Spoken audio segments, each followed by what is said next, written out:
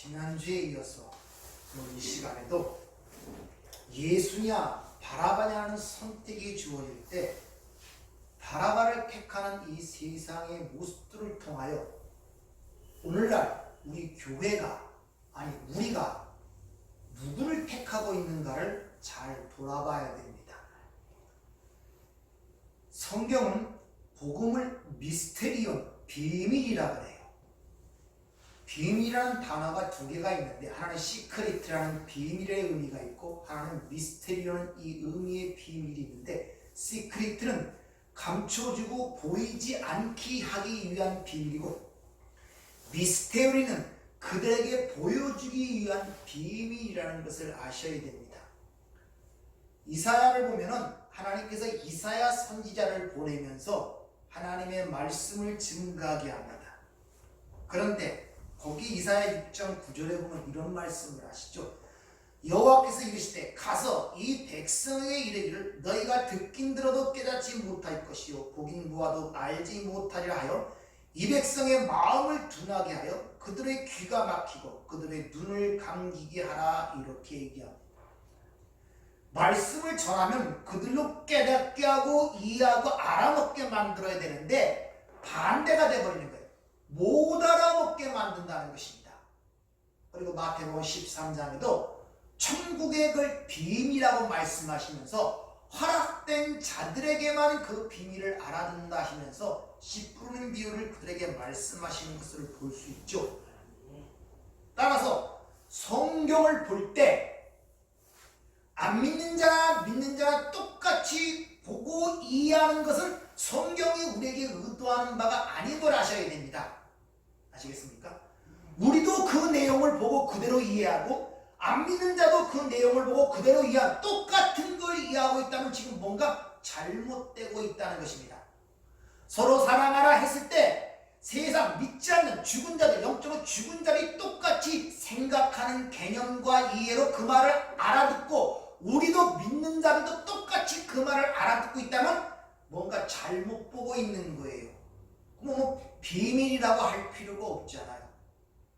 뭐 그들도 알아듣고 그렇게 알아듣고 우리도 똑같이 알아들으니까.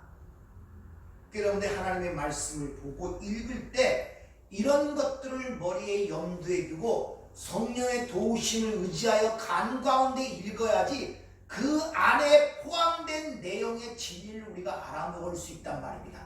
못 알아먹으면 표피적으로 알아듣게 되고 그게 율법주의예요. 그래서 여러분들이 잘 이해를 하셔야 돼요. 따라서 성경에 바라바라든지 대제사장이라든지 세 번씩 부인한 베드로와 그 제자들이 그런 이야기들을 나의 모습을 보는 거울로 봐야 되지 그걸 읽으면서 나는 그러지 말아야 되지 라고 읽으면 그건 잘못 읽는 거예요. 그게 바라바고 그게 베드로고 그게 대제사장이란 말입니다.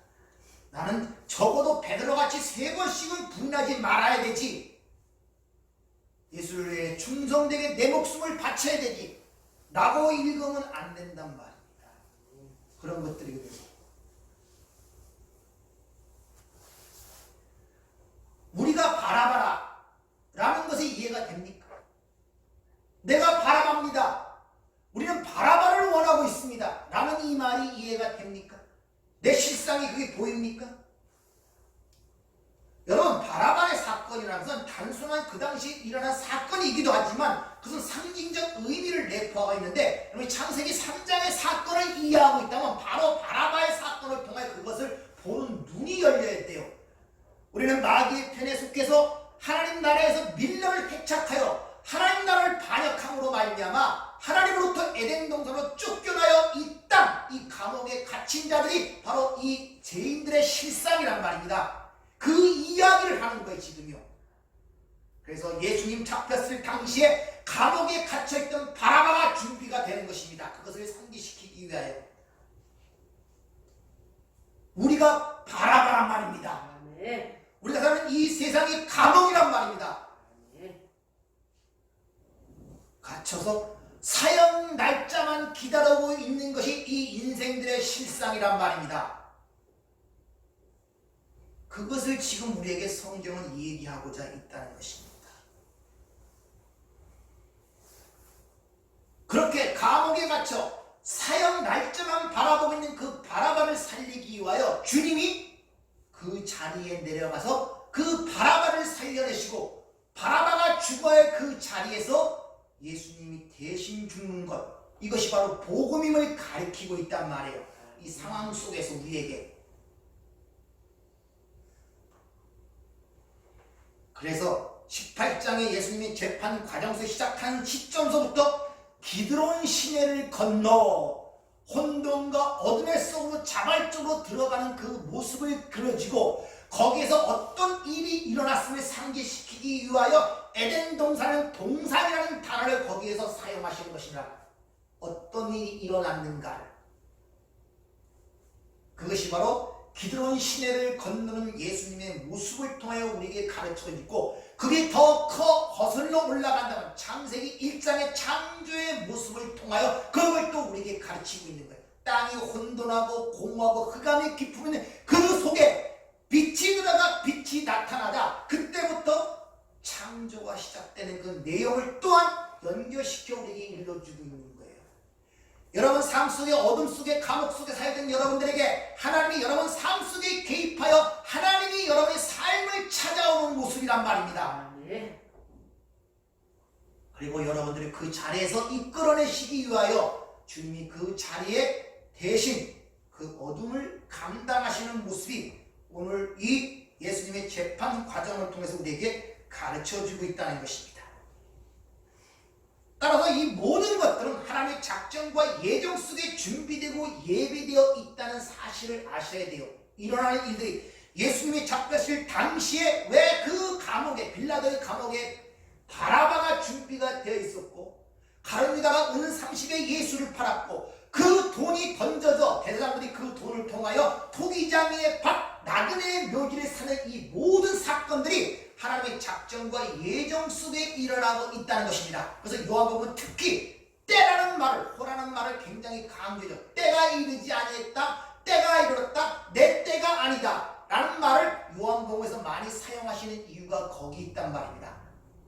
그래서 전도서에 보면 때와 기한이 아버지에게 있다. 날 때가 있고 죽을 때가 있고 슬플 때가 있고 기쁠 때가 있고 때와 기한은 아버지 손에 있다고 주님이 강조하신 이유가 바로 거기 있단 말입니다. 따라서 우리 개인의 삶도 마찬가지예요.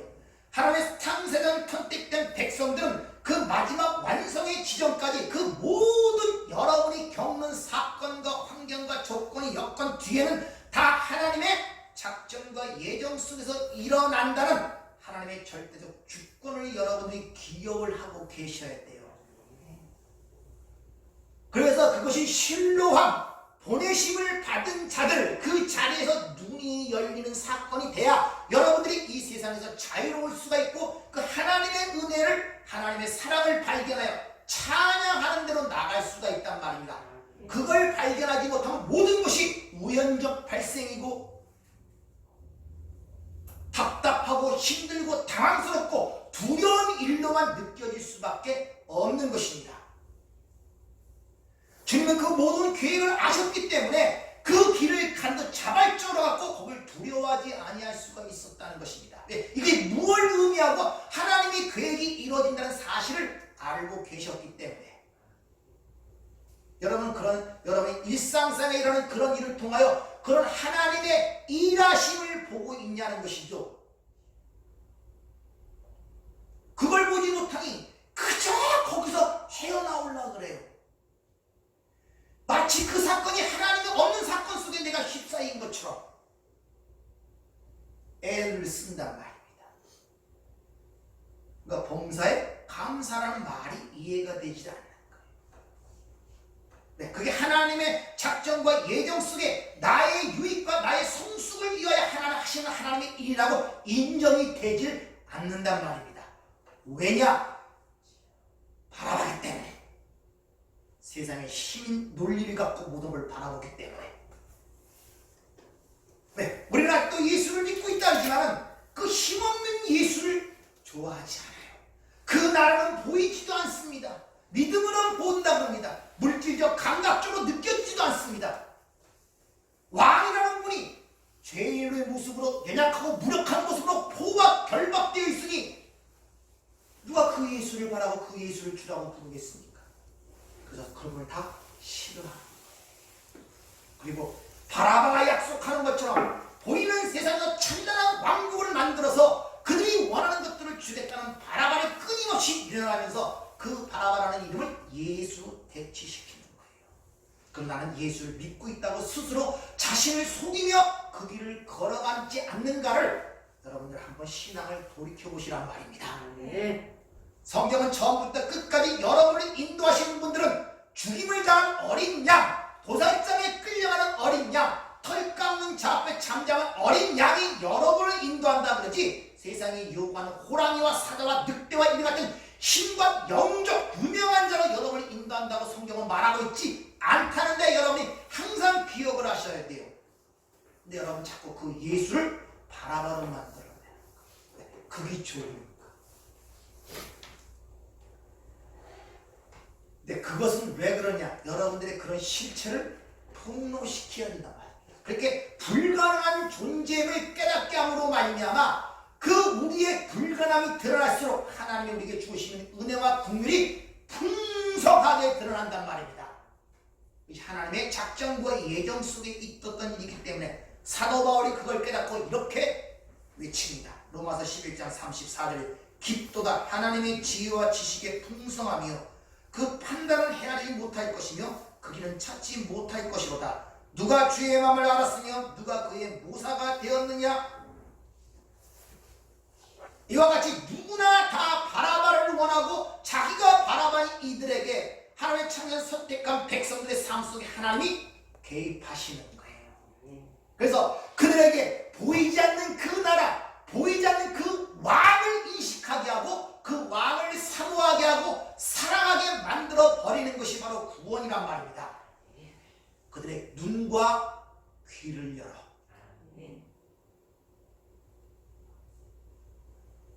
이 땅에 태어나서 보이는 세상이 유일한 세상인 줄 알고 끊임없이 여기서 몸부림치잖아요.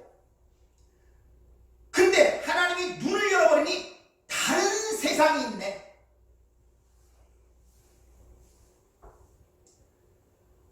사형수가 감옥 안에서 결혼을 해갖고 아이를 낳았어요. 그 아이는 감옥 속에서 자라서 감옥이 유일한 세상이에요. 밖을 나가본 적도 없고 들은 적도 없어요.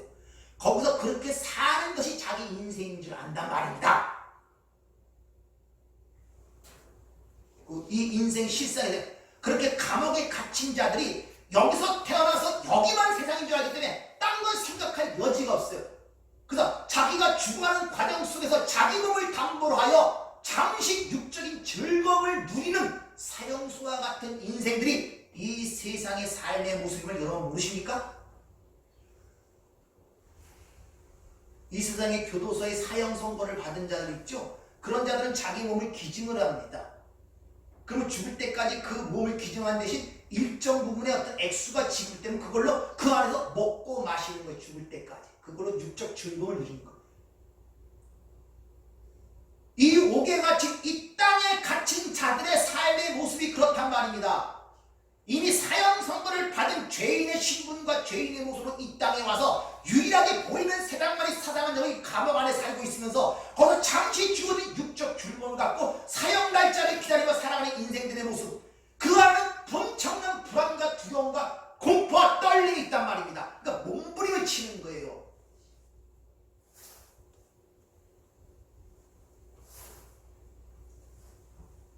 그래서 천국은 침노하는 자의 것이라고 주님이 말씀하시죠. 이 수동태, 완료 수동태입니다.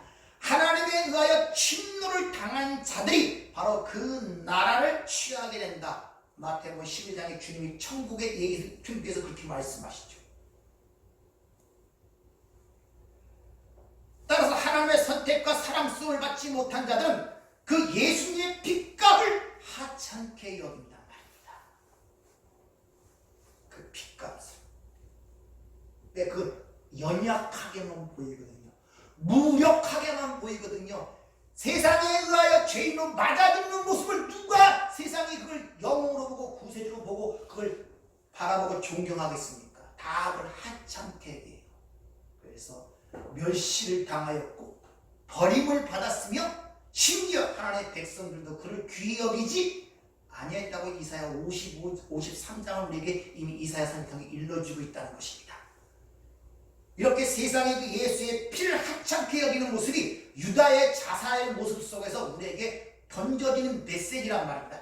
요한복음에만 다른 유다의 자살 사건이 기록되어 있지 않습니다. 마태복음 27장 3절 한번 보도록 하겠습니다. 10절까지 잘 들어보세요. 그때 예수를 판 유다가 그의 정죄됨을 보고 스스로 뉘우쳐 그 은 30을 대제사장들과 장로들에게 도로 갖다 주며 이르되 내가 무지한 피를 팔고 죄를 범하였도다 하니 그들이 이르되 그것이 우리에게 무슨 상관이냐 내가 당하라 하거늘 유다가 은을 성소에 던져놓고 물러가서 스스로 목매어 죽은지라. 대제사장들이 그 은을 거두며 이르되 이것은 핏값이라 성전고에 넣어둠이 옳지 않다 하고 의논한 후 이것으로 토기장의 밭을 사서 나그네 묘지를 삼았으니 그러므로 오늘날까지 그 밭을 피밭이라 일컫느니라.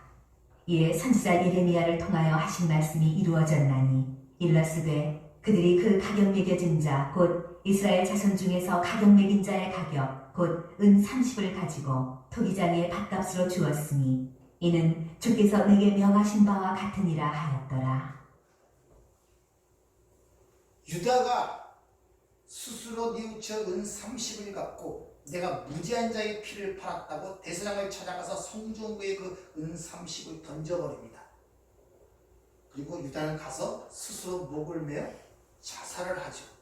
근데 대제사장들은 그들도 그 핏값이 무지한 자의 핏값을 알고 있었기 때문에 그것을 성전에 두는 것이 마땅치 아니하다 하여 토기장이의 밭이라는 것을 사서 그걸 나그네의 묘지로 만들었다고 오늘 얘기하는데 마태는 그걸 기록하면서 이것은 에레미야 선지자로 하신 말씀을 응하게 하려 함이니라 이렇게 얘기를 합니다.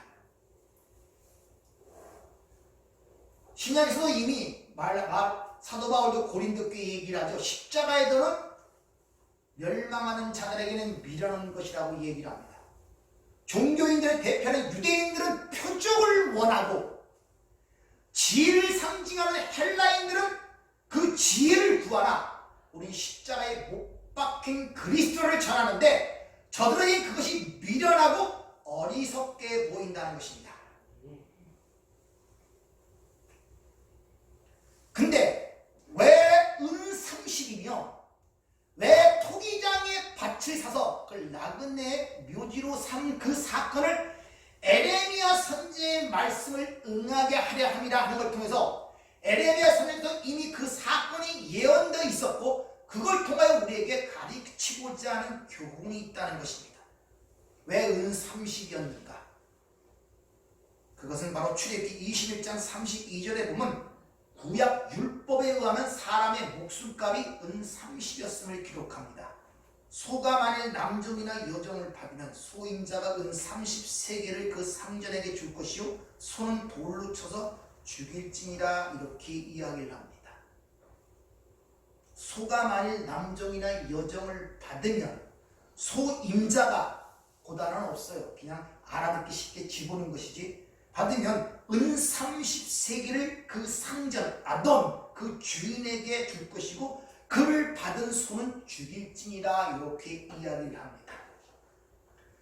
구약에서 항상 소라는 것은 대부분 하나님을 상징하고 있다는 걸 아셔야 됩니다. 알레프라는 단어가 소라는 단어입니다.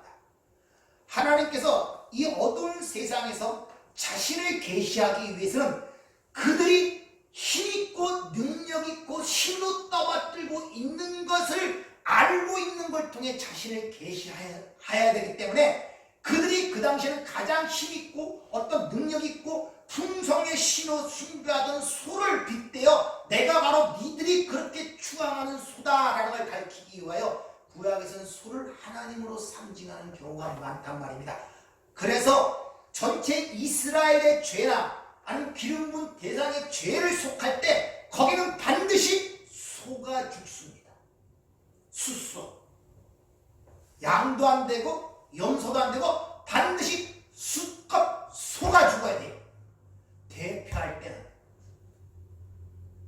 그것은 그들의 백성과 하나님의 특별한 자들을 위해 죽을 때는 반드시 하나님의 죽음이 필요하다는 것, 상징적 의미가 거기에 담겨 있단 말입니다.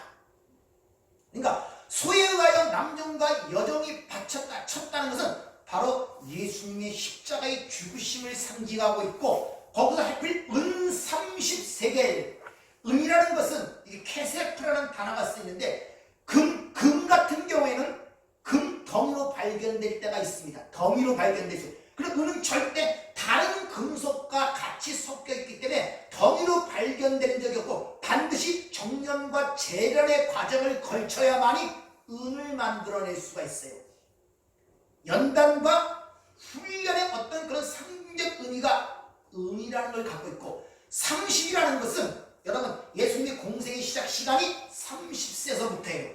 대제사장이 그 성소에서 그 직임을 감당할 때가 30세부터 50세 이하입니다. 다시 말해 30이라는 건 3과 그 배수가 30인데 하나님께 온전히 헌신되는 기간이 바로 그 숫자가 30이라는 갖고 있는 상징적 의미예요.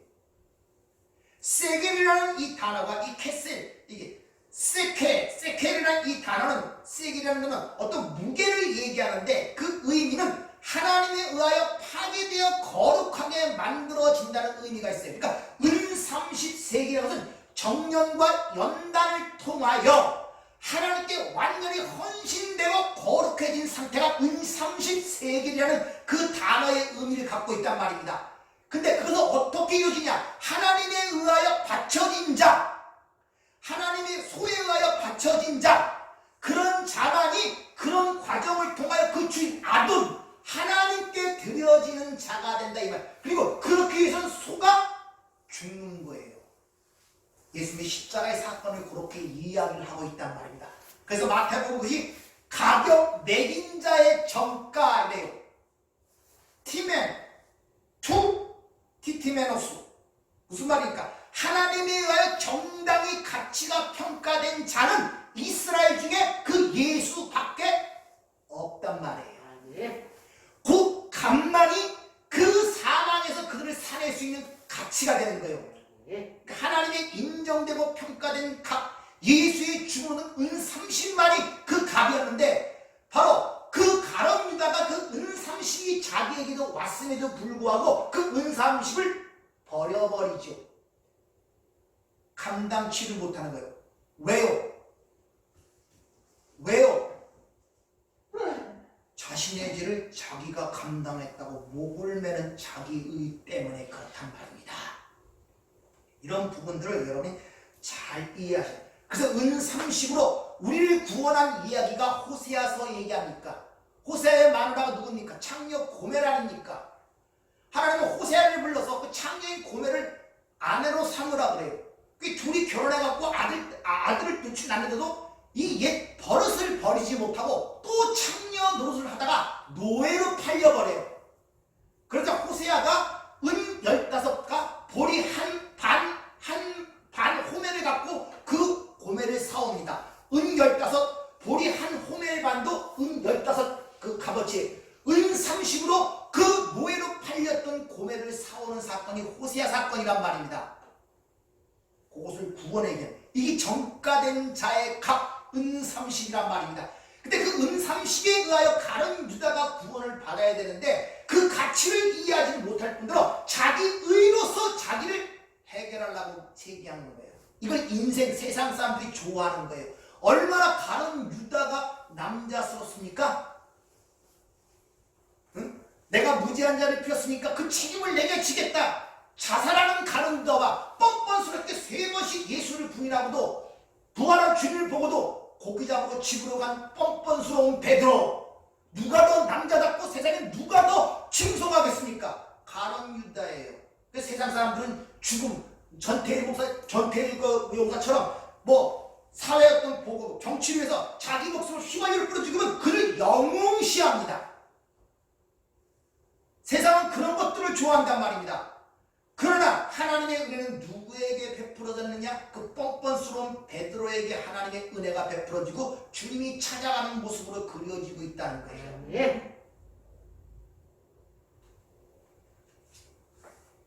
이런 문제들을 우리에게 지금 제기를 시키고 있다는 것입니다.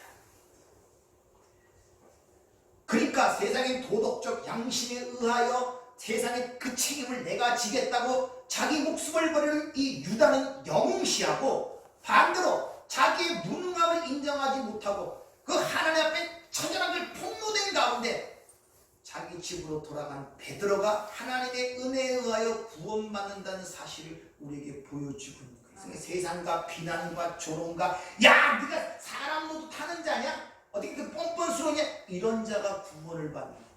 그 대표적인 극적인 모습으로 보여주죠. 하나님을 열심히 섬기고 하나님을 기쁘시게 한다는 그 바리새인들과 창녀 세리와 같이 세상도 비난과 조롱을 받는 그들 중에 때, 바로 세리와 창녀들은 의롭다 하심을 받고 내려갔고 바리새인들은 안 그랬다는 말입니다. 따라서 가토교의 뜻이, 하나님이 피조물들에게 원하시는 것은 여러분들이 유명하고 성인 군자가 되어 하나님을 척척해라는 그런 유명한 용사화를 만들어내는 것이 아니라 그 앞에 티끌에 불과한 존재임을 깨닫고 절대적 하나님의 은혜에 의지할 수밖에 없고 그분에게 순종할 수밖에 없는 자기의 실체를 깨닫기를 원하신다는 것입니다. 네. 이것이 우리 인생의 목적이에요. 네. 그래서 여러분들이 늙어가는 거예요. 병 들어가는 거예요. 정신이 살려져 자꾸 익어가는 거예요. 왜? 여러분들을 벗겨내기 위해서. 그럼 여러분 늙고 병 들고 그러가는 게 복입니까? 불행입니까? 복입니다. 그렇게 바뀌어가야 된단 말입니다. 네. 네, 우리가 원하는 세상은 이 세상이 아니기 때문에 네.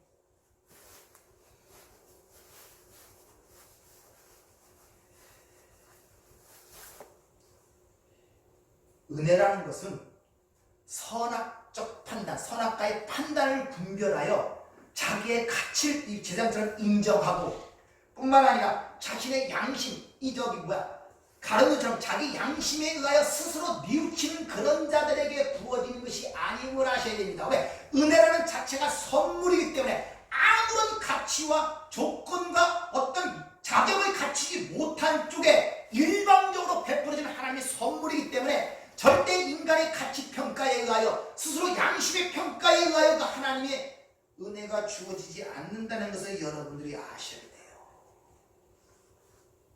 그래서 소에 받쳐진 자라고 해요. 유다는 소에 받쳐지기 싫었어요. 자기가 스스로 책임을 지고 자기 스스로 그 방향으로 자기를 나아가게 하겠다는 것입니다.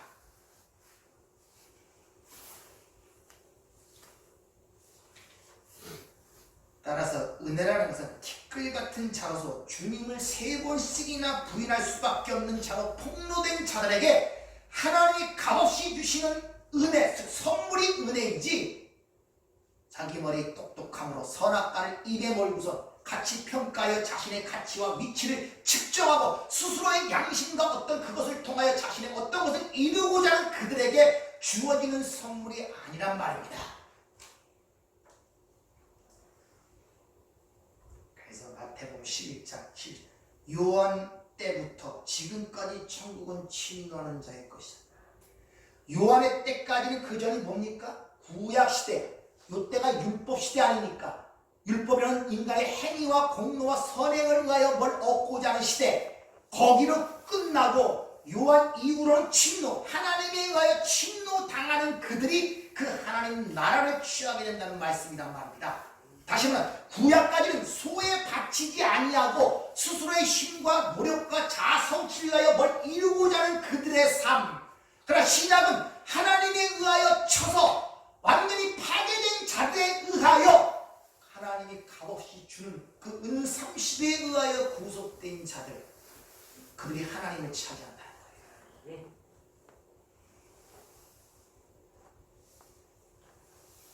거기 주다에 아까 좀 전에 읽은 마태복음 17장은 바로 은 30으로 토기장에 밭을 싸서 나그네의 묘지로 삼았다 그래요. 은 30으로 토기장이라는 얘기가 스가랴서 11장에 이미 예언이 되어 있습니다. 예언이 되어 있어요. 그런데 오늘 마태는 그 스가랴의 말씀이 이루어졌다 얘기하지 않냐고 에레미야로 하신 말씀이 응하였다 이렇게 얘기를 해요. 에레미야서는 은삼시란 말이 없단 말입니다. 그럼에도 불구하고 에레미야서에서 예언한 말씀이 이루어졌다 이렇게 얘기를 한단 말입니다. 이런 문제를 갖고 똑똑한 신학자들이 이건 잘못된 것이다, 잘못 기록한 것이다, 요따로 말을 해갖고 이상하게 만들어냅니다. 그렇지 않다는 것입니다. 왜? 성경은 성령의 감동하심을 받아 하나님의 말하심을 따라 기록한 정확무오한 것이 하나님의 말씀이란 말입니다. 따라서 이 마태복음 기록한 마태도 하나님의 감동하심을 입어 성령의 말하심을 따라 기록한 책이 마태복음이란 말입니다. 그러므로 이 마태는 성령의 감동하심에 의하여 구약 전체에 흐르는 하나님의 구속사를 알고 깨달아 기록했단 말이에요. 그래서 에레미야 선지자의 말씀을 응하였다 그런단 말입니다. 근데 에레미야 선지자에 가보면은 은35서도 토기장에 관한 이야기는 거기에 토기장이와 그 밭에 관한 이야기는 기록이 돼 있어요. 따라서 왜 스가랴 선지자가 더 정확하게 예언한 것처럼 보이는 그 내용은 스가랴 선지자의 말씀이 이루어진 것이 아니라 여기는 은30이라는 말조차 없는 그냥 에레미야 선지자의 말씀을 응하게 하였다는 그 말을 여기서 이야기하는 것은 이 사건을 통하여 강조하고자 하는 것이 어디에 있는가를 우리에게 보여주고 있는 거예요. 유다의 자살 사건과 은30 정가맥 있는 은30 사건과 또 은30으로 토기장의 밭을 산 사건, 요 세 사건 속에서 지금 가장 우리에게 주고자 하는 메시지 강조점이 토기장이에게 있단 말입니다. 토기장의 밭. 그래서 에레미야 보면 에레미야 18장, 19장 두 장에 걸쳐 토기장이와 그 밭에 대한 이야기가 거기서 기록이 돼요. 그래서 왜 은30으로 토기장의 밭을 사서 나그네의 묘지로 삼았느냐에는 거기에 대한 해석을 우리가 거기서 찾아볼 수가 있다는 것입니다. 에레미야 18장에서 한번 보도록 하죠. 18장 1절부터 6절까지 뭐라고 예언을 하고 있는가. 여호와께로부터 예레미야에게 임한 말씀에 이르시되 너는 일어나 토기장의 집으로 내려가라. 내가 거기에서 내 말을 내게 들려주리라 하시기로 내가 토기장의 집으로 내려가서 본즉 그가 농로로 일을 하는데 진흙으로 만든 그릇이 토기장의 손에서 터지매 그가 그것으로 자기 의견에 좋은 대로 다른 그릇을 만들더라. 그때 여호와의 말씀이 내게 임하니라. 이르시되 여호와의 말씀이니라. 이스라엘 족속아 이 토기장이가 하는 것 같이 내가 능히 너희에게 행하지 못하겠느냐. 이스라엘 족속아 진흙이 토기장의 손에 있음같이 너희가 내 손에 있느니라. 흙을 갖고 자신의 뜻대로 그릇을 만들어내는 토기장의 모습이 여기서 기록이 됩니다. 그러면서 마지막 절에 이스라엘 족속아 진흙이 토기장의 손에 있음같이 너희가 내 손 안에 있느니라 이렇게. 그러니까 토기장은 여기서 절대적 주권이신 하나님을 상징한다는 걸 우리가 알 수 있죠. 그럼 토기장의 밭이라는 것은 누구의 밭입니까? 하나님의 밭이라고 얘기할 수가 있죠. 그래서 로마서 9장에 보면 사도 바울이 하나님의 절대적 주권을 설명하는 로마서 9장에 이 말씀을 인용해서 이렇게 이야기를 합니다. 로마서 9장 19절부터 24절까지 한번 보도록 하죠. 혹 내가 네게 말하기를 그러면 하나님이 어찌하여 허물 하시느냐 누가 그 뜻을 대적하느냐 하리니 이 사람아 내가 누구이기에 감히 하나님께 반문하느냐 지음을 받은 물건이 지은 자에게 어찌 나를 이같이 만들었느냐 말하겠느냐 토기장이가 진흙 한 덩이로 하나는 귀히 쓸 그릇을 하나는 천이 쓸 그릇을 만들 권한이 없느냐 만일 하나님이 그의 진노를 보이시고 그의 능력을 알게 하고자 하사 멸하기로 준비된 진노의 그릇을 오래 참으심으로 관용하시고 또한 영광 받기로 예비하신 바 금일의 그릇에 대하여 그 영광의 풍성함을 알게 하고자 하셨을지라도 무슨 말을 하리요. 이 그릇은 우리니 곧 유대인 중에서뿐 아니라 이방인 중에서도 부르신 자니라. 즉 진흙 한 덩이가 어떤 용도로 쓰여지는 것은 토기장의 절대적 주권이란 말입니다. 종직 그릇을 만들든지 은그릇을 만들든지 질그릇을 만들든지 그러니까 지금 일어나는 모든 일들은 하나님의 절대적 주권 아래서 하나님의 작정과 예정 속에 일어난다는 사실을 토기장이라는 말을 통하여 우리에게 지금 보여주고 있는 거예요. 토기장 인정이 되십니까? 예. 그러니까 그러니까 지금 너희들이 보는 이 모든 예들, 베드로의 세 번 부인이라든지 가론이 은 30에 팔고 그들 가론이 자살이라든지 대장이 그걸 돈을 통하여 토기장에 바쳐서 나게는 이 모든 것을 한치의 오차도 없이 하나님의 작정과 예는 절대적 주권에서 일어나는 일임을 지금 가르치고 있단 말입니다. 어쩌다 일어난 일이 아니라 우연적 발생이 아니라 이미 창세기 3장에 일어난 아담과 하와의 타락도 하나님의 작정과 예정 속에 허락하심 속에 일어난 것이지 우연 발생적 일어난 일이 아니란 말입니다.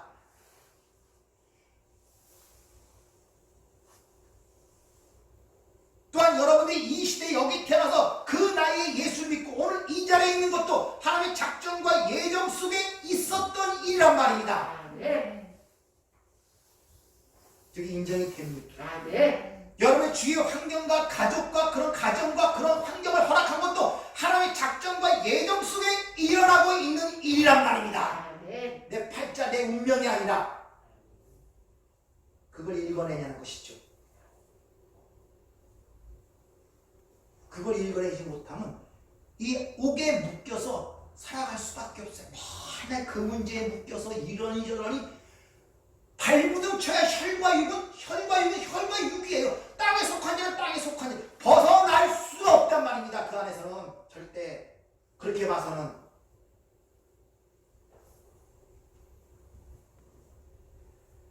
그래서 에레미야 선지자의 말씀을 응하였다고 마태가 지금 그걸 인용하는 이유가 바로 거기 있는 것입니다. 27장 9절 10절 보면 이에 에레미야를 통하여 하신 말씀을 이루어졌나니 일렀을 때 그들이 그 가격 매겨진 자 곧 이스라엘 자손 중에 가격 매긴 자의 가격 곧 은 30을 가지고 토기장에 밭값으로 주었으니 이는 주께서 내게 명하신 바와 같으니라 하였더라.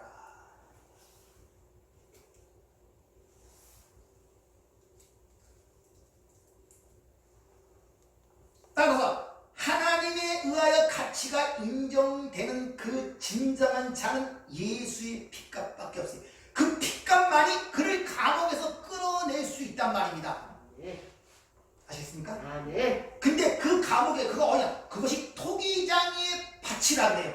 하나님의 밭, 하나님의 나라, 하나님의 성전. 근데 그걸 또 다른 말로 이 땅에서 나그네 묘지. 히브리서 11장 13절에 보면 우리가 이 땅에 하나님의 성도들을 외국인과 나그네라 그러죠. 바로 교회란 말이에요. 여기서만이 그 핏값으로 그들은 구속을 받는 거예요. 아니면 그들이 흘린 피로 그들에게 돌아간다는 주님의 저주가 그대로 떨어지는 거예요.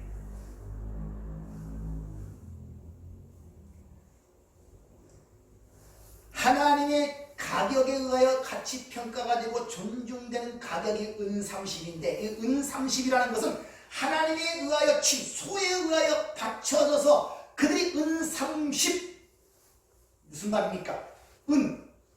연단되고 훈련이 되어 30 하나님께 완전히 헌신된 자로 세계 그들이 거룩하게 되어지는 그 값 그것을 바로 토기장의 밭 하나님의 나라인데 그것은 이 땅에서 나그네 묘지로 주어지더라 이런 말이에요. 그래서 창세기 보면 세상 모든 복을 준 그 아브라함이 그 부자였던 아브라함이 땅 한 평 갖지 못하고 막벨라 불이라는 곳에 묻히는 거예요. 땅 한 평 갖지 못하고 이 막벨라 불, 교회, 양의 무리 여기서 여러분들이 와서 죽는 거예요. 여기서 여러분의 껍질들이 벗겨진단 말입니다. 여지없이 자존심 상하는 말도 듣고 괜찮지 않은데 틱 끌고 먼지라 그러고 너네 하나님께는 아무런 존재 가치도 없고 그런 것들을 여기서 당하는 거예요. 거기서 그들 하나하나 인정이 돼가는 거예요. 이제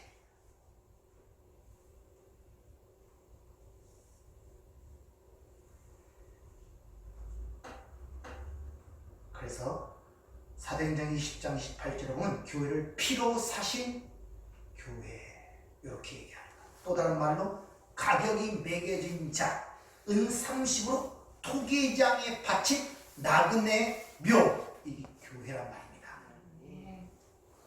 여기에 묻힌 자만이 예수와 함께 부활로 날아가는 것입니다. 그래서 여러분들이 여기서 죽음과 다시 부활을 동시에 경험하는 것이 교회란 말입니다. 자기 부인이 되는 가운데 예수의 생명이 드러나는 것을 여기서 경험한단 말입니다. 그 토기장의 은 30을 하자 했거든요. 왜? 세상에 의하여 말아주는 모습이니까 그걸 가치있게 여기는 자가 없이 그것을 하찮게 유다처럼 던져버리고 대제사장처럼 던져버리는 자들에게 주님이 이렇게 말씀하십니다. 마태복음 23장 35절에 보면 그러므로 의인 아벨의 피로부터 성전과 제단 사이에 너희가 죽인 바가라의 아들 사가라의 피까지 땅에 흘린 의로운 피가 다 너희에게로 돌아가리라. 아벨이 누굽니까? 인류의 첫 번째 죄인을 대표하는 가인에 의하여 맞아 죽인 자가 아벨 아닙니까? 다시 말하면 그 말은 무슨 말입니까? 맞아 죽었다는 말. 즉 아벨의 죽음을 통하여 인간을 대표하는 가인의 죄악성이 그대로 폭로되는 역할을 한 것이 아벨의 죽음이었단 말입니다. 그것이 예수 그리스도의 십자가의 죽음으로 말미암아 온 세계가 그를 죽였고 온 세상의 죄가 폭로된 것 같이 사가라는 여호디아의 제사장의 아들이었단 말입니다. 근데 요시아라는 사람이 어렸을 때 죽일 뻔 아니었는데 이 여호디아가 그를 숨겨갖고 6살 때 왕이 됩니다. 그 여호디아 제사장이 그를 잘 볼필해서 여호디아라는 제사장이 살 동안에 그 백성들을 잘 인도했는데 그 여호디아가 죽자 요시아와 그 밑에 백성들이 하나님을 떠나서 아세라 목상을 숨기기 시작해요. 그러자 여호디아의 아들이었던 샤가라가 그들 앞에서 너희들이 하나님을 버렸으므로 너희도 하나님께서 너희를 버린다 이 말을 하자 그들이 백성들과 요시아 왕이 돌로 쳐 죽입니다. 즉 하나님의 백성을 상징한 유다와 그 백성들의 죄를 드러내는 그 증거로서 샤가라를 지금 얘기하는 거예요. 그 모든 피가 너에게로 돌아간다 이렇게 얘기를 하는 거예요. 따라서 하나님의 백성들은 지금처부터 마지막 종말 지점까지 이 세상의 죄악을 드러내는 그런 순교의 삶을 살아갈 수밖에 없는 것입니다. 그들에 의하여 영시하고 그들의 칭송받고 그들의 찬양을 받는 삶이 아니라 그들의 죄를 폭로하기 위한 맞아주는 역할이 성도의 역할이란 말입니다. 그래서 요한계시록에 항상 하늘나라에 있는 그들을 그릴 때 죽임을 당한 순교자의 모습으로 거기서 그려지는 거예요. 따라서 여러분의 삶은 성도의 삶은 그 자체가 순교의 삶이에요.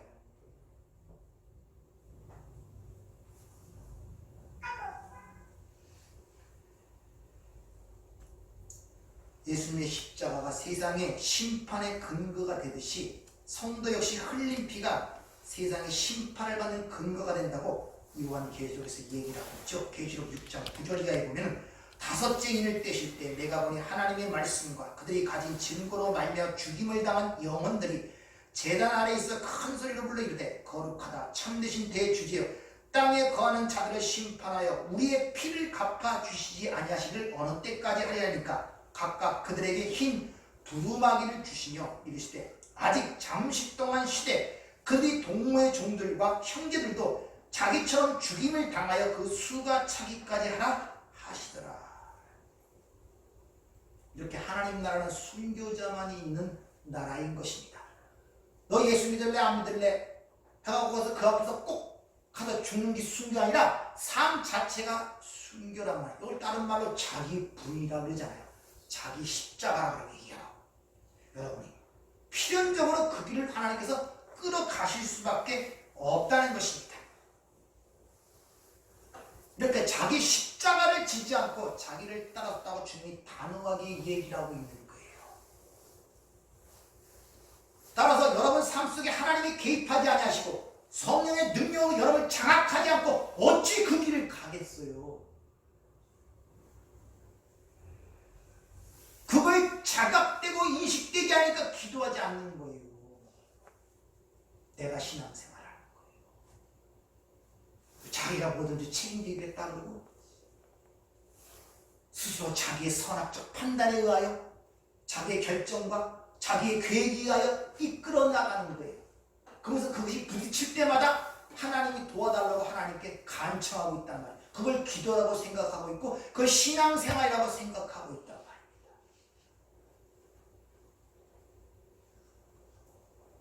우리는 이 땅에 태어나서 하나님께서 눈과 귀를 열어주지 않고는 세상의 끈으로부터 자유로울 수가 없습니다. 네. 절대 없어요. 그래서 여러분 우리 삶 속에 처절하게 깨달아요. 그래서 죄도 은혜가 되는 거예요.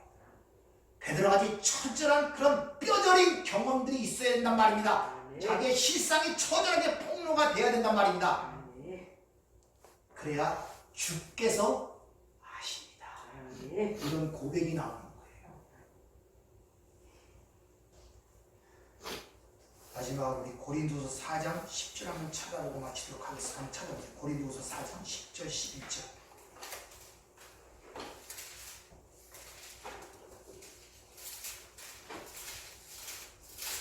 고린도서 4장 10절 11절 같이 한번 읽어볼까요? 시작. 우리가 항상 예수의 죽음을 몸에 짊어짐은 예수의 생명 또한 우리 몸에 나타내게 하려 함이라. 우리 살아있는 자가 항상 예수를 위하여 죽음에 넘겨짐은 예수의 생명이 또한 우리 죽을 육체에 나타내게 하려 함입니다. 첫 번째 예수의 죽음이라는 이 죽음이라는 단어는 네크로시아, 완전한 죽음을 얘기하는 거예요. 영원한 죽음을 얘기하는 것입니다. 그 예수의 죽음을 우리에게 짊어졌다가 이게 페리파테오, 이거 무슨 말이냐? 그 삶을 지고 돌아다니는 거예요. 우리 삶 자체가 그 영원한 죽음의 삶을 지고 돌아다니는 거예요. 이것이 바로 이 땅의 가시에서 보이는 우리의 삶의 모습이에요. 도살장에 끌려가는 어린 양 같은 모습이란 말입니다. 이 모습 자체가, 이 사는 모습 자체가. 근데 그것은 예수의 생명 또한 우리 몸에 나타나게 하기 위함이란 말입니다. 즉, 이 유일한 세상을 알고선 그냥 세상에 보이는 것들에 희노애락이 왔다 갔다 하고 두렵고 떨리고 불안하고 뭐 이런 전부 다 그런 삶이 살잖아요. 아무리 돈이 많아도 막 늙어가고 병들어가고 힘들어하고 막 불안하고 두려워. 그런 삶의 모습을 누구나 다 살아. 믿지 않는 자도 믿는 다 살아간단 말입니다. 근데 그렇게 짊어진다는 그 사람들 속에서 하나님에 의하여 눈이 열린 자들, 깨달은 자들, 새로운 생명이 있는 자들은 그 삶이 무엇인가를 의미하는 걸 깨닫게 된단 말입니다. 이것이 예수의 생명이 드러나는 것, 삶의 고통을 통해 새로운 생명이 창출하는 걸 아는 자들, 이러들이 예수의 생명이 그 삶 속에 드러난단 말입니다. 그걸 깨닫고 살아가는 자들이 바로 예수의 생명이 그 몸을 나타내게 하랍니다. 그걸 또 다르게 표현하는데 살아있는 자가 항상 예수를 위해 죽음에 넘겨짐. 여기 죽음에서 다나토스, 네크로스 단어, 이건 어떤 부활을 전제로 한 죽음을 얘기하는 거예요. 근데 그것을 넘긴 파라디돔이 그걸 전수해줬다 이 말이에요. 스승이 자기 제자에게 자기만 갖고 있는 독특한 비밀과 재주를 전해주는 걸 파라디돔이라 해요. 아무에게나 주는 것이 아니라 그것을 우리에게, 즉 부활을 전제로 한 다나토스 죽음을 우리에게 특별히 자기 사랑하는 자들에게 전수를 시켜준 것, 넘겨줬단 말입니다. 왜냐? 예수의 생명 또한 우리 죽을 육체에서 나타내게 하라 합니다. 부활의 소망, 신령한 부활의 소망. 우리가 지금 기다리는 것은 바로 육체의 부활 아닙니까? 신령한 몸의 부활 아닙니까? 그것을 너희 삶 속에 맛보게 해주도록. 근데 두 절 앞에 항상 전제조건은 예수의 죽음을 몸에 짊어짐은, 예수를 위하여 죽음에 넘겨짐은, 이게 전제란 말입니다. 그래야 부활의 능력, 부활의 의미, 부활의 삶이 그 삶 속에 드러나는 거예요, 여러분들. 그러니까 여러분이 이 땅에서 배우고 경험하고 체험하는 모든 것들이 자꾸 죽어가고 없어지고 소멸되어지고 불안해지고 두려운 그 모든 것 위에 다른 것을 볼 줄 알아야 된단 말이에요. 그걸로 끝나면 안 돼요. 왜 늙어가나, 왜 병들어가나, 왜 내 삶이 이렇게 힘들지, 왜 이렇게 뭐 얼굴이 허리가 꾸무정거리지, 왜 이렇게 답답하지, 왜 이렇게 소화가 안 되지, 왜 이렇게 자꾸 사람이 외로워지지. 당연한 거예요. 당연한 거예요. 근데 거기서 끝나면 그게 죽는 거란 말입니다. 왜? 이 자체가 감옥, 땅지, 옥. 감옥. 이 세상의 옥이란 말입니다. 지옥이란 말입니다. 그래서 베드로전서에 내 옥에 가서 영으로 전도를 했다 그러죠. 그러니까 예수님이 지금 하는 그 당시에도 영으로 그들에게 전해 이 옥에 잡힌 자들을 찾아와서 복음을 전했는데 아무도 믿지 않고 너와 여덟 식구는 구원받은 거예요. 그것을 빗대어 뒤에 얘기를 하잖아요. 지금도 마찬가지란 말입니다. 지금도. 따라서 여러분이 지금 보이고 생각하는 인생들, 여기서 배우고 내가 자각하고 지금 갖고 있는 가치관들, 이것이 삶이야, 이것이 인생이야, 이것이 행복이야, 이것이 만족이야, 이것이 자유야, 이것이 기쁨이야, 이것이 평화야, 이거 싹 뒤집어 버린단 말입니다. 그게 없으면 거기에 끌려가요. 그 사고 때문에. 그러니까 좀 새롭게 좀 보려고 보세요. 새롭게 좀 약간은 비껴나서 좀 보세요. 맨날 같은 방에서 맨날 같은 거 보면 지루하지 않습니까? 좀 때로는 좀 옆에서도 보고, 때로는 뒤에서도 보고, 때로는 위에서도 보고 그래요. 그래서 사고훈소가 있는 거예요. 앞에서 보고, 옆에서 보고, 뒤에서 보고, 위에서 보고. 그래야 전체가 되돌아보죠. 숲을 봐야지 어떻게 흘러가는 줄 알죠. 요 시대 요 순간만 보고 그만 바라보고 있으니 어디서 물이 흐르는지, 어디에 절벽이 있고, 어디가 경치가 좋은지, 어떻게 올라가야 좋은지를 찾는지 전혀 모른단 말이죠. 답답할 뿐이에요. 그러니까 삶이. 물은 있어야겠고, 경치도 있어야겠고, 뭐도 있어야 되겠는데 보이질 않네. 왜? 거기만 있으니까. 올라가란 말입니다. 하나님과 함께 올라가라면 메타노이아, 나와 함께 내가 만든 세상을 한번 걸어봐. 이게 메타노이아 아닙니까? 회개하라. 이제 니들끼리 사는 세상에서 거기서 왔다 갔다 하지 말고 나와 함께 내가 만든 세상을 한번 같이 걸어봐. 새롭게 보이지 않겠습니까? 이건 사순절 통해 갖고 맨날 자기는 알지도 못하는 죄 때문에 어쩌고저쩌고 그런 거 생각하지 마세요. 그거 무락이나 합니다. 진짜 죄가 뭔 줄 아십니까? 처절하게 늦게 오는 게 있습니까? 거짓말하는 게 죄입니까? 성경에 말하는 게 살인하는 게 죄입니까? 아니, 세상에 윤리 도덕책에도 있는 그런 죄를 성경에서 말하겠냐 말입니다. 계속 그런 거 갖고 괜히 세상에 만든 이 사순절도 이 카톨릭이 만들어낸 거예요.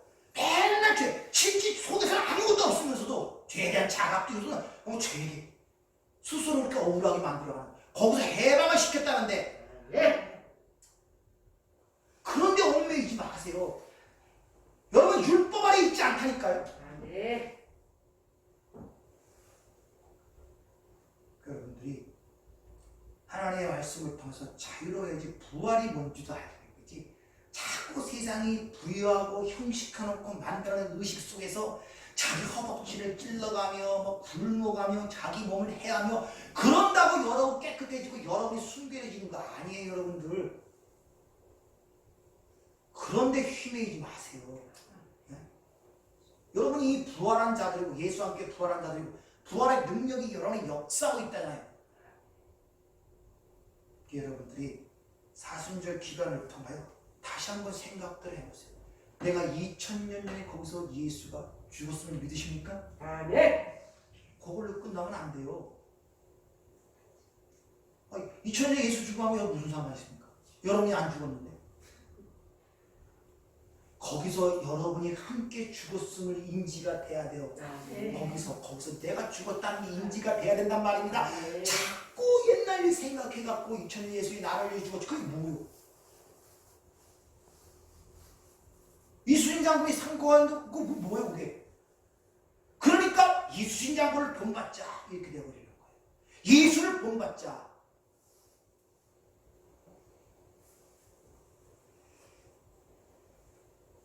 그러니까 여러분들이 조금 신경을 쓰세요. 발서 사모하고 하려고 그러고 상하는 마음이 있어요. 주님 눈을 열어주세요. 답답합니다. 주님 하나님 나라는 내 안에 왔다 그러고 내가 가진 평강을 준다 그러고 세상에서 너희 왕으로 탄다 그러고 기쁨을 준다 그러는데 나는 아무것도 못 느끼네. 주님 평화도 없고 기쁨도 없고 소망도 없고 그냥 하루하루만 목에 끌려갖고 힘듭니다. 둘 중에 하나는 거짓말 안 해요. 하나님의 말씀을 믿지 않든지 하나님의 거짓말 하든지. 기도할 문제는 거기란 말입니다. 지금 보이는 문제를 기도하는 것이 아니라 믿어지지 않습니다. 주님. 믿어지지 않습니다. 주님. 어떻게 하면 믿겠습니까? 어떻게 하면 하나님의 살아계심을 믿겠습니까? 어떻게 하면 하나님 나라가 있음을 믿겠습니까? 어떻게 하면 이 세상에 하나님의 진노와 저주 안에 있음을 내가 알겠습니까? 이걸 알게 하소서. 네. 여기 기도하셔야 돼요, 여러분들. 네. 그러면 그것만 깨달아지면 안 나가려도 세상에 안 붙어있어요. 나가려고 그러지. 탈출하려고 그러지. 그게 안 불러지니까 그냥 보이는 문제에 묶여서 있는 거예요. 그리고 그 매듭을 풀어달라고. 네가 풀어야 풀어지지. 결자해지라고. 자기가 다 묶어놓고 하나님께 풀어달래. 이게 얼마나 우매한 짓이에요. 자기가 다 묶어놓고 하나님이 묶은 것처럼 그렇게 얘기를 해요. 하나님 뭐 답답해갖고 안 묶인 자를 묶어놓겠습니까? 지가 묶어놓고 지가 풀지를 못하면서 계속 하나님을 풀어달래. 네가 풀어야지. 네가. 네. 삶을 좀 그렇게 보시길 바랍니다. 네. 이 사순절 기간 동안 좀 새롭게 변화하는 좋은 시간 되기를 부탁을 드립니다. 네. 기도하겠습니다. 은혜롭고 자비로우신 아버지 하나님, 참 위대한 것이 저희들입니다. 하나님 말씀을 알수록 왜 이렇게 위대하고 어리석은지, 참으로 우리는 어찌할 수 없는 존재이고 진짜 하나님의 은혜가 아니면 우리는 감당지 못할 자들입니다. 오죽하면 하나님과 싸우려고 이기려고 하는 야곱의 본성들이 우리 안에 아직도 남아있습니다. 주여 저희를 불쌍히 여기시고 아멘. 이왕 주님 택하셔서 이 땅에 만드시고 이 땅에서 부르셨사오니 짧은 인생이나마 하나님께 붙들림 받아 그 나라를 전하며 그 나라를 느끼며 그 하나를 체험하며 우리를 구하신 그 하나님의 은혜와 사랑을 전하는 자로 살기를 원합니다. 아버지 부활절이 다가온 가운데 있습니다. 이 기간 내 옛 것들이 싹 죽어버리고 주님과 함께 새로운 부활한 능력을 그 감동을 체험하는 저희가 될 수 있도록 은혜를 허락하여 주시옵소서. 예수님 이름으로 기도하옵나이다. 아멘.